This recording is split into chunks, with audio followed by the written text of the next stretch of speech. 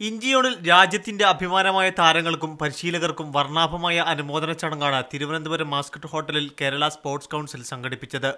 കായിക താരങ്ങളുടെ വളർച്ചയ്ക്ക് അനുയോജ്യമായ സൗകര്യങ്ങൾ ഒരുക്കാൻ കേരളത്തിന് ഇതുവരെ ആയിട്ടില്ലെന്നും ദേശീയ ഗെയിംസോട് ആ സ്ഥിതിക്ക് മാറ്റം വരുമെന്നും ചടങ്ങ് ഉദ്ഘാടനം ചെയ്ത മുഖ്യമന്ത്രി ഉമ്മൻചാണ്ടി പറഞ്ഞു. തുടർന്ന് ഏഷ്യൻ ഗെയിംസ് മെഡൽ ജേതാക്കൾക്ക് മുഖ്യമന്ത്രി ക്യാഷ് അവാർഡും പുരസ്കാരങ്ങളും നൽകി. സ്വർണവും വെള്ളിയും നേടിയ ടിൻഡുലുക്കായിരുന്നു ആദ്യ പുരസ്കാരം. 25 ലക്ഷം രൂപ ക്യാഷ് അവാർഡും ടിൻഡുവിന് നൽകി.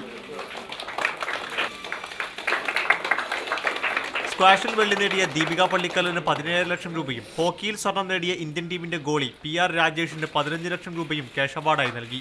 മറ്റ് മെഡൽ ജേതാക്കളായ PU റോബിൻ, PC തുളസി, OP ജയ്ഷ എന്നിവർക്ക് കായികമന്ത്രി തിരുവഞ്ചൂർ രാധാകൃഷ്ണൻ 7.5 ലക്ഷം രൂപയും പുരസ്കാരവും നൽകി.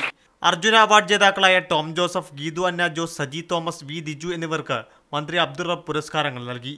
ഏഷ്യൻ ഗെയിംസിലെ മെഡൽ നേട്ടത്തിന് പിന്നിൽ പ്രവർത്തിച്ച പരിശീലകരായ PT Usha, Udayakumar, P Radhakrishnan, E Bhaskaran എന്നിവർക്ക് VT ബൽറാം MLA 2 ലക്ഷം രൂപയും പുരസ്കാരവും നൽകി.